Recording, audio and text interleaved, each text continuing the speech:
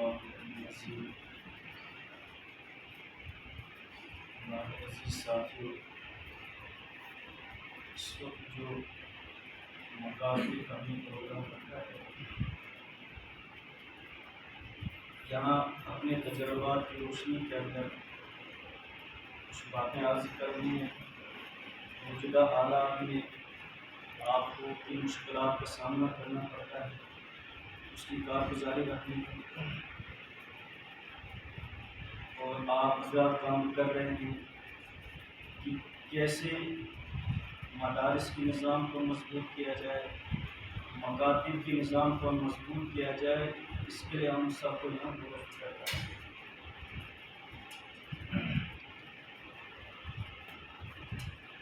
دو چیزیں ہیں، ایک ہے تعلیم اور دوسری ہے تربیت۔ ہمارے مدارس کی تعلیم مضبوط ہو، ہمارے جو مکاتب ہیں ان کے اندر تعلیم مضبوط ہو، اس کی آپ کو فکر کرنی ہے۔ تجربات کی روشنی میں آپ حضرات نے اپنا تجربہ پیش کرنا ہے۔ ہمیں جو تجربہ ہوا ہے زندگی میں کہ ہمارے مدرسوں کی یا مکاتب کا جو نظام تعلیم کا ہے وہ مضبوط کیسے ہو جائے، اس کی ایک وجہ تو یہ ہے جو ہمارے اندر کمی ہے، کوتاہی ہے، کہ ہمارے مکاتب کا جو نظام چل رہا ہے وہ ڈھیلا ڈھالا نظام چل رہا ہے۔ مدارس کا بھی جب ڈھیلا ڈھالا نظام چلتا ہے پھر تعلیم مضبوط نہیں ہوتی۔ اسی طرح جتنا بھی مکاتب کے نظام کو مضبوط کیا جائے اتنا زیادہ فائدہ ہوگا۔ تو تعلیم کی کمزوری اس کی وجہ ایک یہ بھی ہے کہ سبق کے اندر ہم رعایت دیتے ہیں، غلطی بھی ہو جاتی ہے، لہم جلی لہم خفی، اور ہم کہتے ہیں چلتا ہے۔ اس طرح سے نظام ہماری تعلیم کا مضبوط نہیں ہو۔ ہردوئی کے اندر میں نے تصحیح کے لیے گیا تھا، مجھ سے پہلے حافظ صاحب، وہاں بڑے بڑے علماء آتے ہیں، مفتیان حضرات آتے ہیں، دارالعلوم دیوبند سے فارغ بھی تصحیح کے لیے آتے ہیں، ان کو نورانی قاعدہ پڑھایا جاتا ہے، کچھ پارے دو تین پارے دوبارہ حفظ کرائے جاتے ہیں۔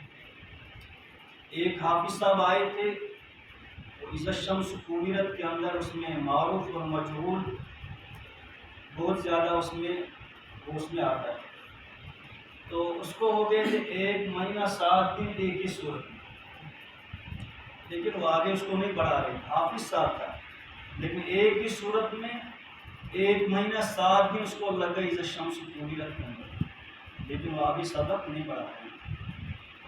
ان کا یہ نظام مضبوط، جب تک سبق اچھی طرح یاد نہ ہو جائے طالب علم کو آگے نہیں بڑھا۔ تو ہم جو تھوڑا سا غلطی بھی ہوتی ہے پھر اس کو آگے چلاتے ہیں، اس طرح سے ہمارے مکاتب کا نظام مضبوط نہیں ہوا۔ جو طلبہ آپ کے پاس آ رہے ہیں، جو بچے آپ کے پاس، اللہ کی امانت، فرمایا جو بچہ ہوتا ہے وہ تختی ہوتے ہیں، جیسے یہ سفید بورڈ ہے، اس پر ہم جو لکھیں گے وہ نقش ہو جائے گا۔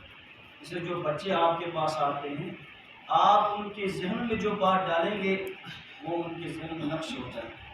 بچپن کی بات کبھی انسان کو نہیں بھولتی، اس لیے آپ حضرات مدارس کے اندر بہت تھوڑے سے بچے آ رہے ہیں، لیکن مکاتب کے اندر ہر بچہ آ رہا ہے، ہر علاقہ آپ کے ساتھ جڑا ہوا ہے، قاری حفیظ صاحب کے ساتھ پورا علاقہ جڑا ہوا ہے، اور امتیاز صاحب پورا علاقہ جڑا ہوا ہے، تو اسکول کے بچے بھی آپ کے مکتب کے اندر آتے ہیں۔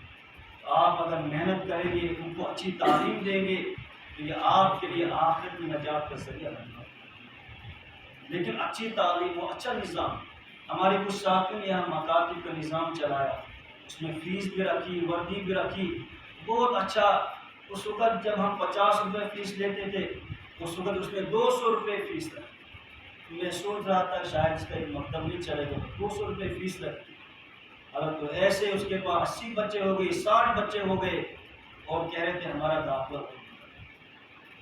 یعنی نظام ایک بنایا، مضبوط نظام بنایا، اچھی ان کو تعلیم دی، تو پھر ہر ایک کہتا ہے میرا بچہ بھی ان کے پاس پڑھا۔ تو دو چیزیں، ایک ہماری تعلیم مضبوط ہو اور اس کے ساتھ ساتھ تربیت بھی۔ اگر تعلیم اور تربیت نہ ہو وہ معاشرے کے اندر نہیں چلتا ہے۔ کتنی اچھی سی تعلیم ہو لیکن تربیت نہ ہو پھر وہ معاشرے کے اندر نہیں چلتا۔ اس طرح بہت سارے واقعات ایسے ہیں کہ تعلیم اچھی تھی لیکن تربیت نہیں تھی، اس کی وجہ سے فائدہ نہیں ہو بلکہ معاشرے کے اندر نقصان ہو۔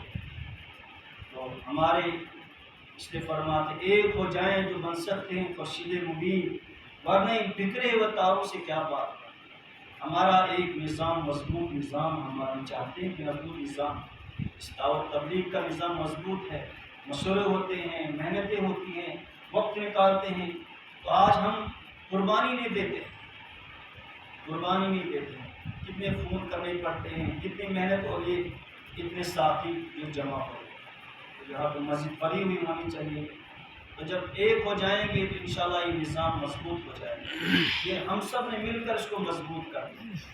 جو کوتاہیاں ہمارے اندر ان کو دور کرنا ہے، جو اچھائیاں ہیں ان کو اختیار کرنا ہے۔ بہرحال آپ یہاں یہ فکریں لے کر جائیں کہ ہم یہاں سے واپس جا کر اپنے مکتب کا نظام مضبوط سے مضبوط کرنا ہے، تعلیم اچھی سے اچھی تعلیم دیں گے، ان کی تربیت دیں گے، ان کے عقائد کی فکر کریں گے اور اصلاح کی فکر کریں گے، تربیت کی فکر کریں گے۔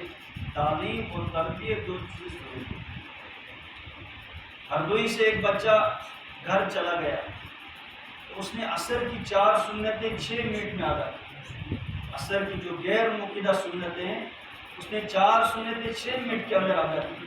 جب لوگوں نے دیکھا کہ ایسی تربیت ہے، غیر مقیدہ سنتیں ہیں اور 6 منٹ میں 4 سنتیں ادا کی، اس کی وجہ سے بہت سے لوگوں نے ہمارے بچوں کو مدرسے کا نکالا۔ تربیت اسی طریقے سے ہمارا نظام مضبوط ہو، تعلیم کا اور تربیت کا نظام ہمارا مضبوط، نورانی قاعدہ کو قاعدے کے ساتھ پڑھایا جائے۔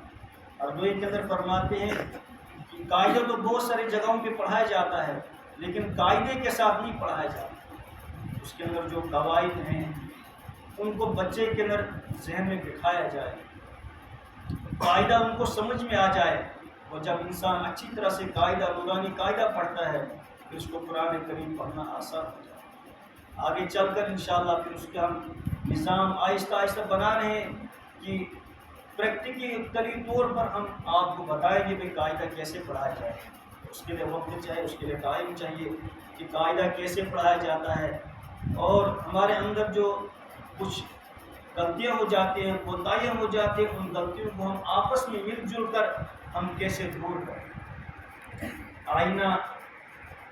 آئینہ جو ہوتا ہے وہ انسان کو بولتا ہے تیرے اندر کیا غلطیاں ہیں، لیکن دوسروں پر ظاہر نہیں کرتا ہے۔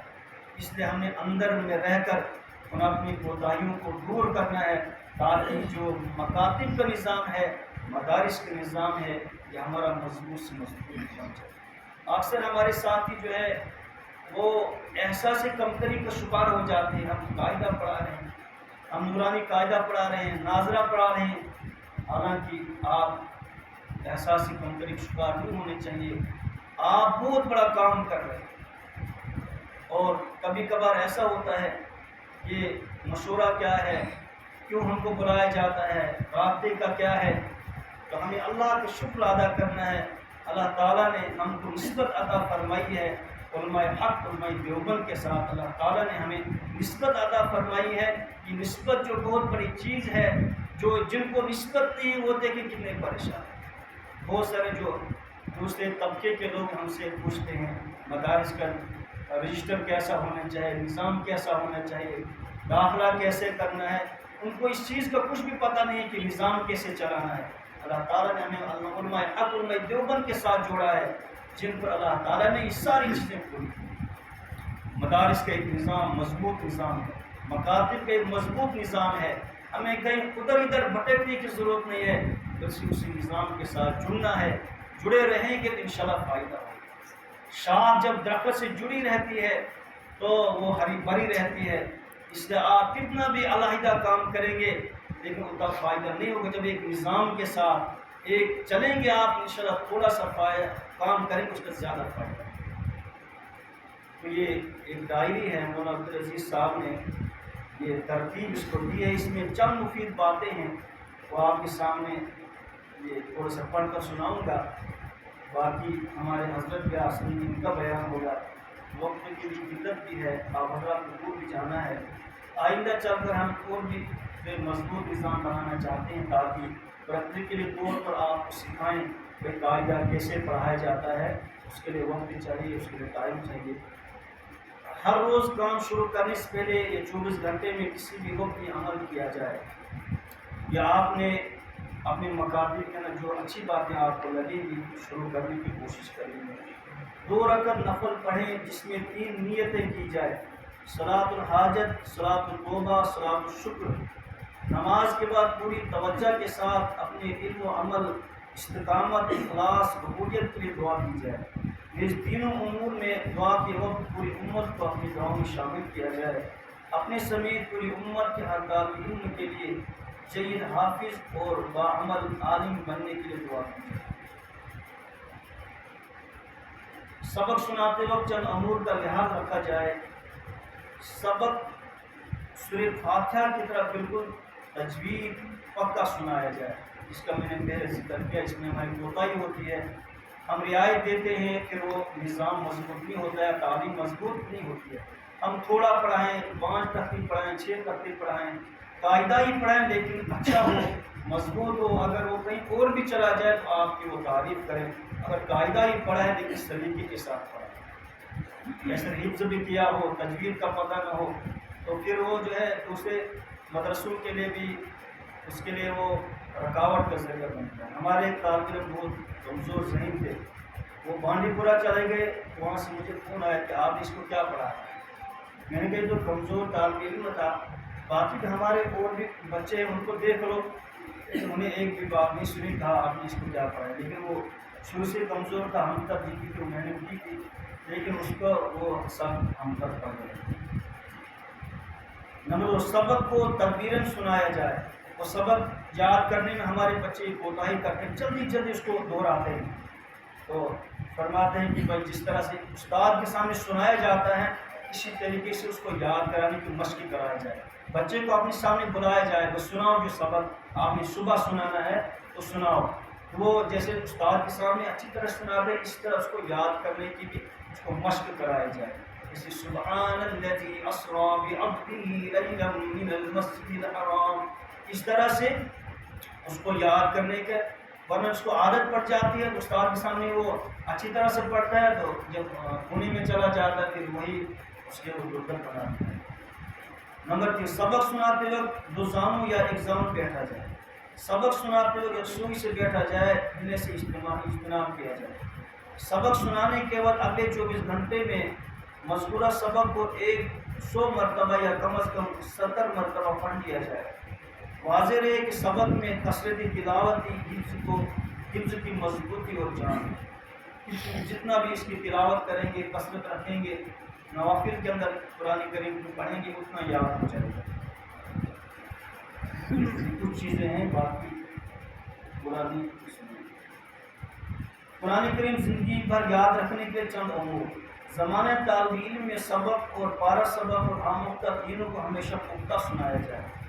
حفظ شدہ پاروں کو زمانہ طالب علمی اور حفظ کرنے کے بعد سنن نوافل میں پڑھنے کا سلسلہ برابر جاری رکھا جائے. اس میں ہماری بھی کوتاہی ہوتی ہے. رمضان آتا ہے ہمیں قرآن یاد آتا ہے اور اس وقت ہم اس کو پڑھنے کی کوشش کرتے ہیں، لیکن جب تراویح ختم ہوتی ہے تو ہم بھی تابچے میں قرآن رکھ دیتے ہیں. اس لیے اگر ہمیشہ ہم روزانہ کم سے کم 3 پاروں کی تلاوت کریں گے تو رمضان میں ہمیں زیادہ محنت اور وہ جو کرنے کی ضرورت نہیں پڑے گی. کہ ہم ترتیب کے ساتھ نوافل میں اہتمام کریں گے. اگر آپ حضرات نے قرآن کو یاد کرنا ہے تو نوافل کے اندر اس کو پڑھنا ہے. اس کی ترتیب بتائی ہے کہ تہجد اور اشراق کے علاوہ جو سنن اور نوافل ہم پڑھ 31 رکعتیں بنتی ہیں. اگر ایک صفحہ پڑھا جائے روزانہ ایک جو ہے رکعت میں تو 1.5 پارہ ہو جاتا ہے. ظہر کی 4 سنتیں 4 صفحے پڑھے جائیں، عصر کی 4 سنتیں 4 صفحے پڑھے جائیں تو کچھ بھی وقت نہیں لگتا، تو 1.5 پارہ روزانہ آسانی کے ساتھ ہو جاتا ہے. یہ جو حفظ یاد کرنے کی آسان ترتیب بتائی گئی. چلتے پھرتے زبانی تلاوت کی عادت بنا دی جائے. ایک معینہ مقدار یومیہ دے کر پڑھنے کا معمول بنا لیا جائے. ماہ رمضان مبارک کی تراویح میں ہر سال پابندی کے سنایا جائے۔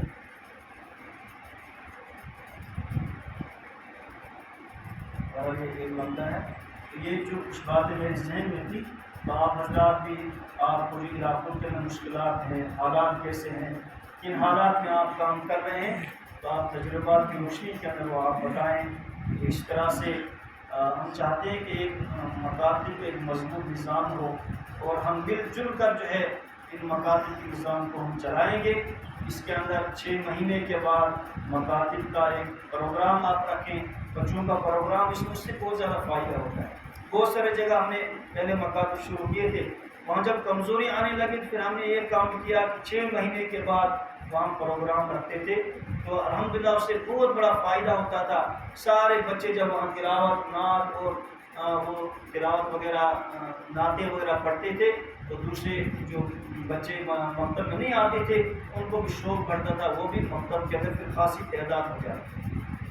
اس طرح سے آپ حضرات مل جل کر ایک نظام بنائیں، جیسے آپ ماہانہ جانچ بھی آپ رکھی جائے کہ بچوں کو آپ نے مہینے کے اندر کیا پڑھایا۔ یہ ایک ڈائری ہے، اس کے اندر بچے کا پورا ریکارڈ ہے، پھر بچے نے کب سنایا، کتنا سنایا، یہ بھی آپ مکتب کے اندر جو مدرسے میں ہیں یہ ڈائری ہماری چلتی ہے، مکتب کے اندر بھی اس ڈائری کو رکھ سکتے ہیں۔ بچہ کتنے دن مہینے کے اندر آیا، کتنی اس نے گہر حاضری کی، پورا ریکارڈ ہمارے پاس ہونا چاہیے، اور پھر ان کے والدین کو بتایا جائے کہ آپ کے بچے نے اس مہینے کے اندر 10 غیر حاضری کی ہے۔ اس لیے ہم جو ہے اس کو مضبوط بنانے کی فکر کریں، کوشش کریں، تاکہ ہمارا جو مکاتب کا تعلیم ہماری مضبوط ہو، تربیت مضبوط ہو، اور یہ بچے ہمارے لیے آخرت کی نجات کا ذریعہ بنے۔ یہ چند باتیں اس وقت ذہن میں آئی۔ اللہ تعالیٰ مجھے بھی آپ کو بھی عمل کی توفیق نصیب فرمائے۔